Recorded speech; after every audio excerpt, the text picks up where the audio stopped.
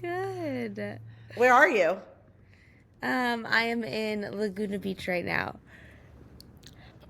Do you live there? No, Oh, no, okay. no, I'm out here working out of a studio out here. Great. Yeah, where are you? Great. I'm in Paris at the moment. Ooh, Yeah, what time is it last there? day of Fashion Week. It is 5:30 p.m.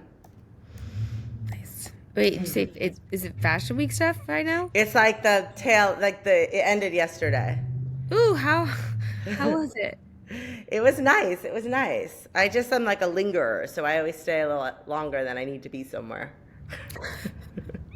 Amazing. I love that. So I'm still here. Good. Um, okay, so I'm going to read your little blurb Okay. bio, ask you a few questions, and Okay. then should be pretty painless. Let's hope so. And it's not live. You can redo anything. Oh, cool. You actually can cuss. I'm serious. So there you go. Okay. You are listening to Femme House Radio with your host LP Giobbi, and this week we have DJ, producer, and songwriter Mia Moretti. At the core of Moretti's artistic journey lies her personal vinyl collection, lovingly amassed over the span of 2 decades, which serves as the driving force behind her productions. This is evident in her self-released debut EP, Timbre. The project has since been remixed by DJ Minx, Pausa, and Cut Chemist, to name a few, landing on Spotify, Apple, and Deezer editorial playlists and garnered widespread support from the international DJ community. Moretti's production style is marked by her innovative sample use matched with her catchy, driving bass lines. The result is a rich and timeless sonic tapestry that bridges the gap between nostalgia and futurism. Since launching her artist project last year, Moretti has played some of the most reputable venues such as Factory Town, Coco, DC-10, Pasha, and High Ibiza, as well as festivals like Coachella, Miami Music Week, and Primavera Barcelona, and some of the best parties in the world, such as Solid Grooves, Saga, and Tech Support. And on a personal note, I first discovered Mia Moretti when I was sitting in an office as an intern in college, reading about the waves she was making in fashion and music. She was one of the first female DJs I ever physically saw a photo of. And so I ripped out this article that was about her that I was reading, and I put it on my dream board. And I looked at her every single day. Oh my So it God. is a true honor to be sitting here with you. You're the center of my Oh dream my board, God. That is and how you so were, doing so much in music, and like exactly how you got there. And so, first of all, welcome to Femme House Radio. It's an honor to be sitting here with you. Um, Thank you so, so much. and then, second of all, you have had such a really unique story in this industry. How did you start DJing and then eventually becoming a producer? Okay, two-part question. I'll start with part one. How did I start DJing?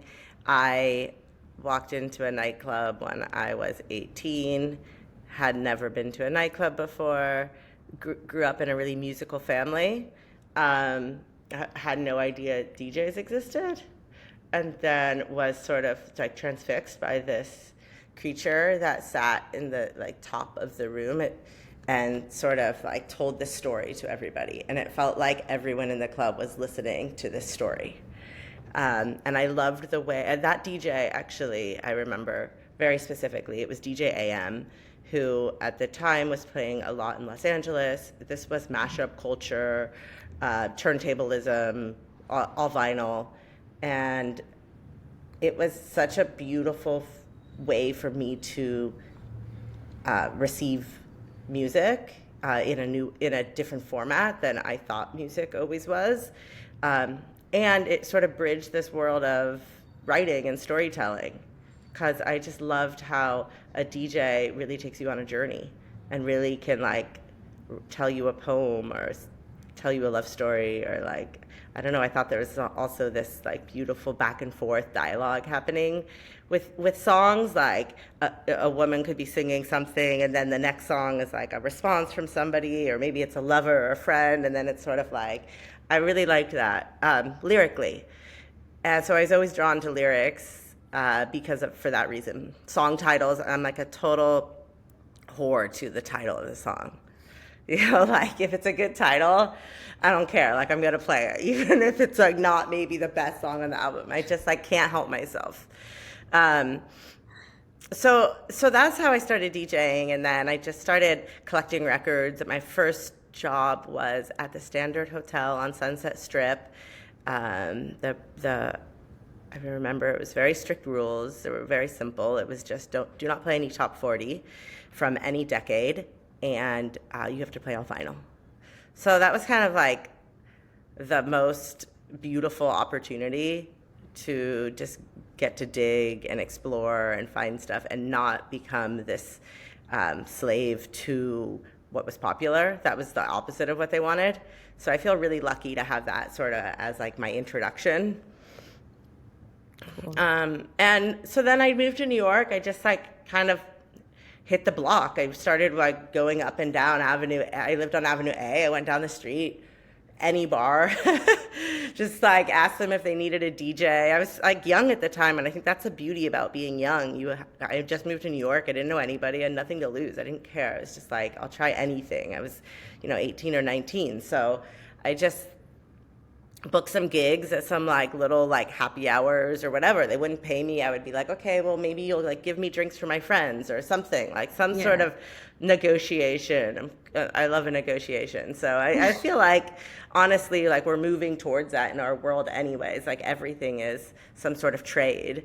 Like maybe it's money now, but it's also power, or it's also influence, or it's always like a different form of that in some sense. Mm-hmm. So that was how I started DJing. I just kept doing that, and I met people, I made friends.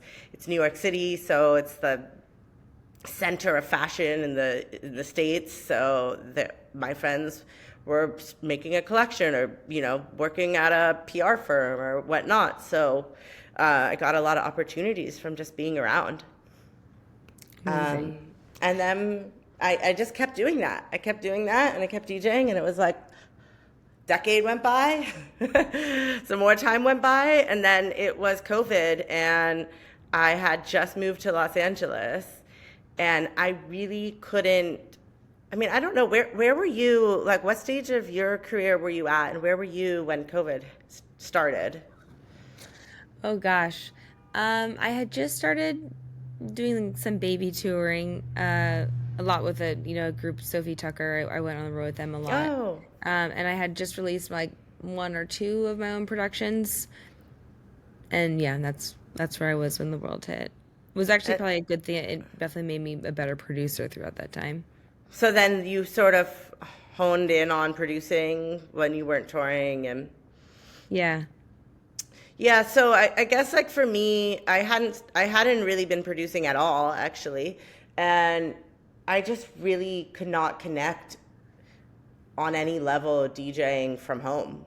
Like I tried to do like a couple streaming sets, and I just like ended up in tears. Like a neighbor was screaming at me like to turn down the volume, and like it just felt all off. It didn't feel right, and I didn't connect to it. And I feel like you definitely know this, and I think anyone that's a DJ that's listening knows this. Even if you're not a DJ, you know this. Like there's such an energy exchanged between people when you're listening to music on any level. And that to me, I think, is why I just kept doing this for so long. I loved that exchange of energy between people. And I really like fed off of it. And I think that's why we get on crazy flights every day and fly somewhere. And like, it's really what like people ask all the time, like, how do you do it? How do you tour so much? Or like, how do you fly across the country and then back and like stay at a place? Like, no, you don't understand. Like we have like an IV of nourishment coming in. And I really believe that. And so I just stopped DJing. I couldn't do any live streaming. I couldn't do any like Zoom sessions. I was writing a lot. I started writing poetry. I wrote 4 poetry books. Whoa. And then I started digging through I was at home, so I started like going through my vinyl collection, and started going through my records. I like went back to the records that I've always been drawn to, the records I love the most, and that's when I sort of like pulled up some Colombian records that I had always loved. And there was this one voice, Toto La Momposina, that I've just like, it's such a special voice, and it's so powerful and so raw, and like nothing else is even now to this day has compared to it. And I just decided to start like working on like what that would sound like if I like sort of put my take on it, or to give it like, it's hard when you love a record so much because you don't want to change it and you can't do better than it. But I wanted to make it accessible to more people. I wanted to share that voice with maybe a world that wouldn't hear it otherwise. Like maybe maybe they're not going to go find a Bullerengue record. Hell yeah. From like, you know, a very small region. It's a very specific sound, and it's just not that widely known. So yeah, I started with that record, and then I kind of got obsessed with Bullerengue music and Patrona Martinez and Machine, other artists that are from this region making this type of music. I really loved the sound, and I went to Colombia. One of my best friends at the time had just moved there, and we used to be in a band together, so I went down there. We went in the studio. We were working on another project, but on my off days, I like went record shopping, tried to like find some more stuff, just like learn more about the culture and the genre. And so that was sort of the beginning of my production. Amazing. Amazing. Yeah. I really want to talk about your next release, as it samples a Hell yeah! Baltimore house record from the early 2000s. And you're able to locate the original singer and record the vocals with her. Like so many house vocalists, she was never highly known, and now you get to shine some light on her. That's something I feel very strongly about. It's the vocalist, who's often the woman, was left out of you know, recognition or ownership. Credits, album, you know, like they're not on the cover, they're not on features. Yeah. Mm-hmm. So tell us about her, as she clearly deserves her flowers. She's amazing. Her name is Vanita White, and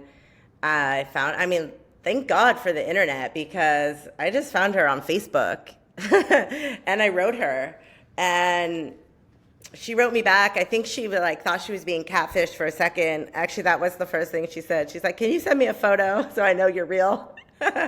So we were like sending each other selfies. I remember I was like in bed drinking my coffee. It was really, really cute. But we chatted for a while. I sent her the song. I had found this sample that I loved, and like I just kind of said, like, in not that different of a way. It was one of these tracks that I had has always gone back to. I loved the track. I loved when the female vocalist came in on the track. That was the part I loved and was drawn to. So I only used that section of the song, and I just like wanted to build the song around her. Yeah. And so I had this track, and I had reached out to the label, and I was in touch with them actually, and they were down to, they liked the track. They said like, okay, that's great. Like, talk to the publishers. They put me in touch with the publishers, and then they didn't get back in touch. And then I don't know if you've cleared samples, but it's like a very long process where you send an email, and then it's like 2 months later you get a reply, and then 2 months later you get the next reply. So it wasn't that odd. But then I finally heard back, and they said, "Oh, we changed our mind. We decided we don't want to like sample our catalog. It's not the direction we want to go." And at that point, I was already in touch with Bonita, and I already knew I wanted to have her re-sing it anyways. Well, I didn't know if she could or would, but I always thought like, well, that could be really cool. Yeah. Or maybe we write something else, or maybe she has other songs that could be interesting. Let's explore this together. So she ended up, just to like make a long story short, she ended up meeting me in New York one day. We went to the studio, we recut the vocals, we recorded a couple other tracks, we played around, we wrote some stuff on the spot. one of the most incredible days I've had. She told me some really fun things about herself. One of them, which I hope she's okay with me sharing. I think she will be. She now sings funerals, and she told me last year she sang at 300 funerals. Fun fact. Whoa. Isn't that crazy? What a life. Like, I think about like those, I think as a singer, having a year like that, an experience like that, a career like that, it just must, I don't know. I think all of our experiences inform our voice and. Totally.